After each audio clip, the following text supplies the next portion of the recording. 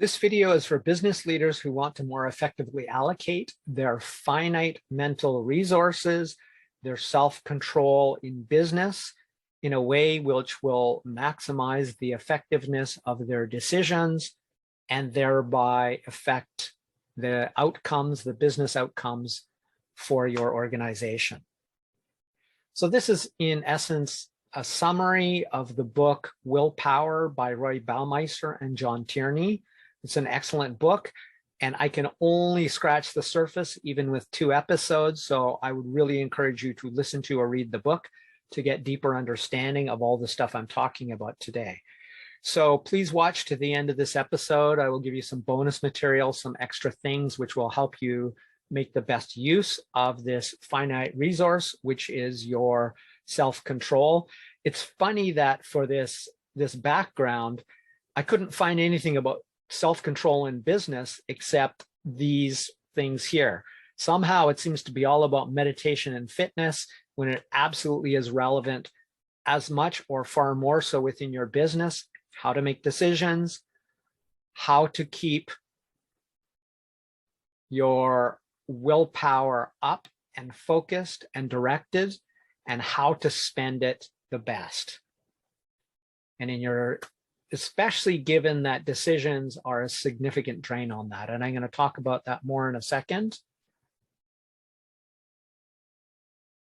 But the best way to reduce stress and conserve your willpower is to screw up less. And the way to do that is to be proactive in the way you approach the allocation of this finite resource, which is your self-control and your mental energy.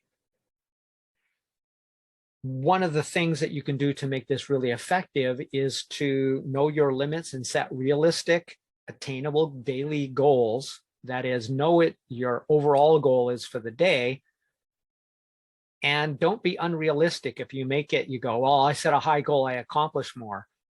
Well, as long as you consistently do, it's probably okay. But most people engage in something called the planning fallacy and far overestimate what they can do.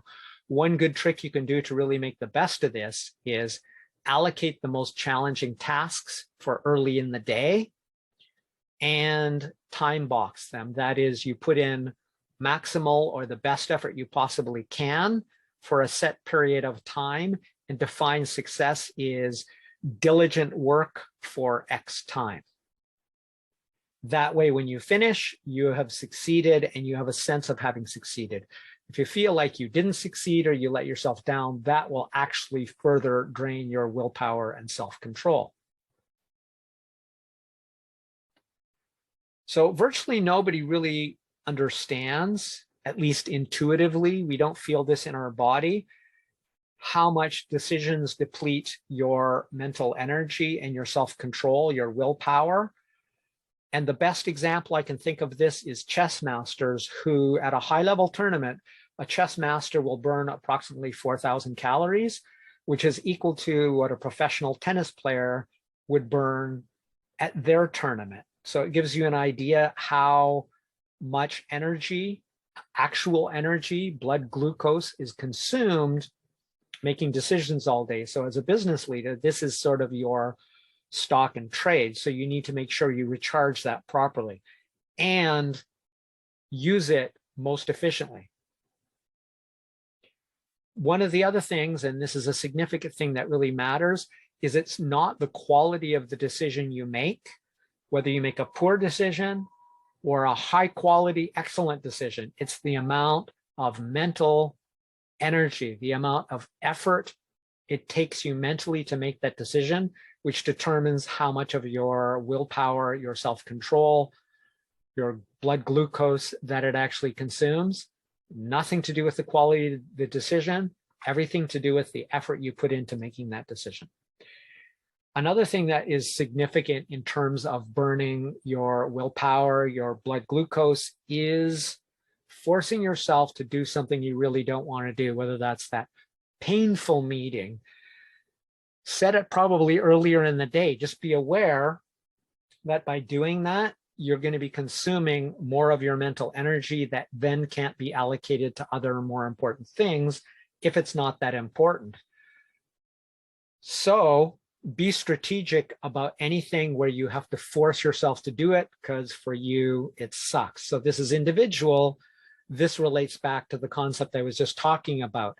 It's the amount of effort it takes you, the amount of mental energy it takes you, and that's individual. What some people love, what's fun for some people, what's interesting for some people is boring or challenging for others. Whatever that is for you will burn more calories, burn more energy, and not in this case in a good way, because it's going to compromise your cognitive capacity, your ability to make decisions for the rest of the day.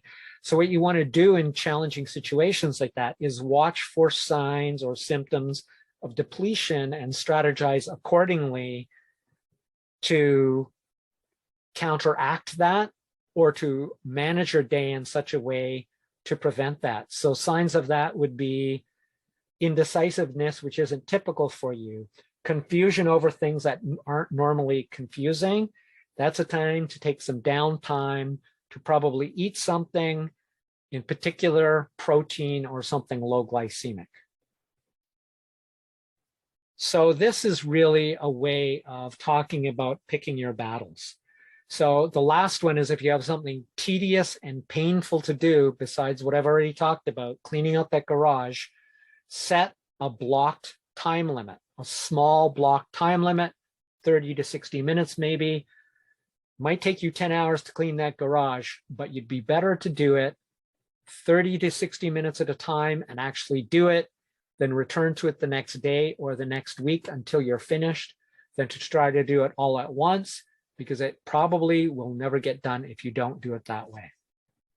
The next one is make yourself a to-don't-do list. That is, make solid decisions about unresolved decisions.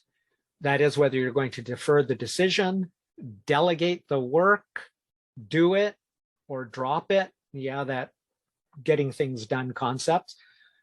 Do that so that the unresolved things ticking around in your brain, which is called the 𝗬𝗂𝗃𝗍 effect, those unresolved, unfinished tasks, will continuously drain a certain amount of your energy and attention, which could be better spent elsewhere, making better decisions, saving it for more critical tasks. So do that. Again, best done early in the day if you can possibly do it.